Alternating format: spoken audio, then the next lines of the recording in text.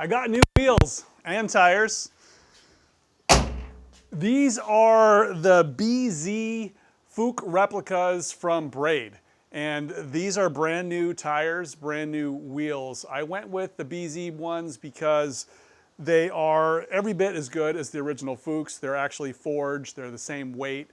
They are brand new, no refinishing required, no worry about aluminum fatigue. And yes, all aluminum alloys do fatigue over time. So these are racing grade wheels. I'm super happy with them.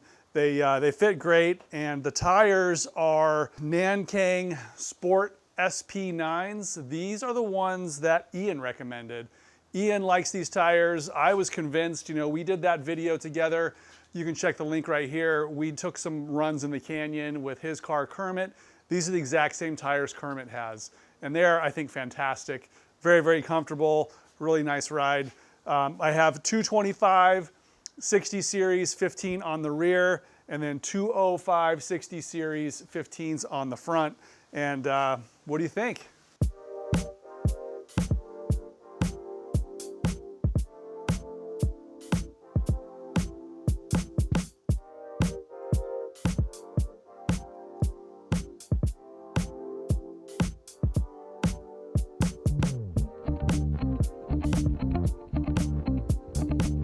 Tires are kind of like religion, everyone has their favorite type and brand loyalty. I'm not going to go into a lot of depth on that. I will say this though, this is what I wanted for this car from the very beginning. I could have put 11-inch wide rims, 9 in the front. I could have made the flares bigger, put some really low profile sticky tires on this car. And I like the look of that, but in practice, it's a little bit too much for my driving ability. These are going to allow me to get to the adhesion limit pretty easily and make it fun to drive and also improve my driving ability. So these tires kind of suit me as a beginner driver on how to really understand the car without getting out of control at like 100 plus miles an hour. These tires are also pretty affordable. They're like $65, $70 each. Very easy to get. I put them on myself too, actually. I have access to a tire machine and a balancing machine at the community makerspace I belong to. So let me show you how I did that. I could have just taken them somewhere, but I wanted to make sure my parts weren't mishandled, things were done correctly. I took a long time balancing them and stuff, so really confident with these. They drive nice and straight, no wobbles or nothing.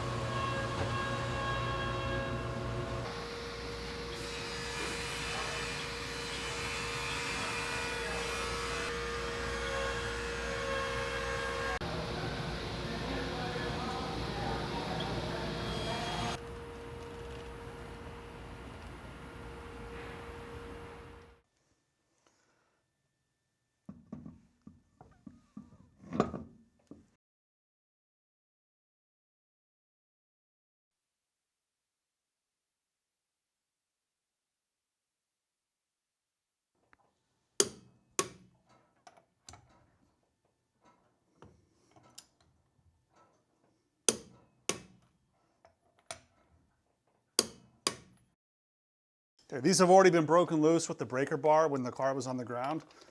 So I only use the impact wrench to remove this stuff.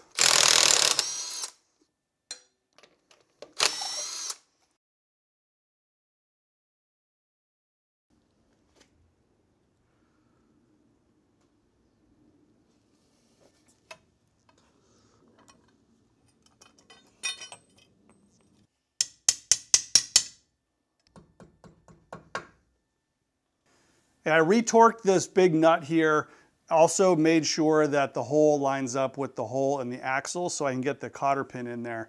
That's a safety feature I really should have done a long time ago, but no harm is done. It's in there now. Everything is torqued correctly. Let's put the wheel on.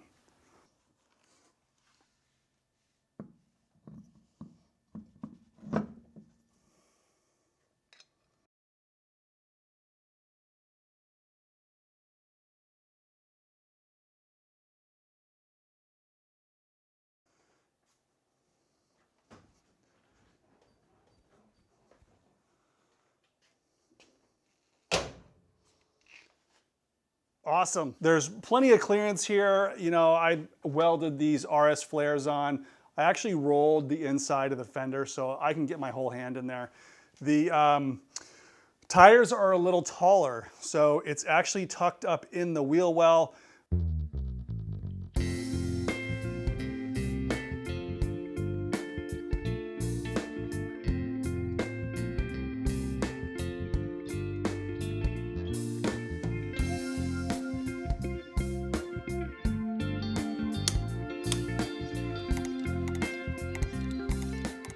I really need to repaint these lug nuts black, but for now I'm just using a little bit of Sharpie on them just to cover up the really ugly stuff. When I get some paint mixed I'm going to paint some parts on the 356.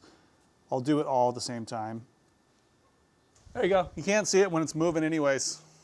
I also picked up for my tires, this is a kind of a vintage tire pyrometer probe that comes out. It's like a little pin. You measure your temperature both inside and outside and kind of get an idea how your tires are performing. Also, I got this piece is a tire inflator kind of for the track. So I believe we can hook it up now and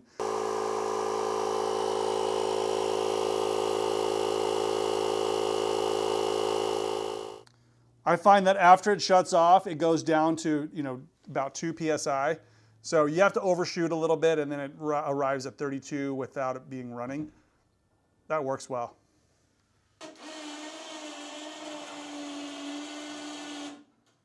This battery here attached to my winch is pretty low. It's not taking a charge anymore. The power pack is now attached to the battery. Let's give it a try. Okay, even after inflating my tire and towing the car inside the garage, which is probably way harder than starting a car, it still has 100% battery capacity. So pretty cool. Also, it looks like we got some lights here. Let's see, how do we turn those on? Yeah, it turns into a flashlight, which is cool, or like a strobe as well. Anybody want to guess how old these Michelins are?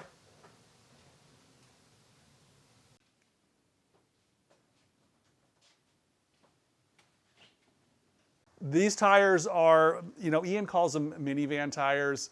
He's probably not wrong. They are minivan tires, but they're also high performance tires. Nankang is pretty popular right now in the sort of Japanese import market and stuff. They're actually good tires, but I think that's going to be a lot of fun. That's why I chose them. And, you know, so far the car rides a lot nicer.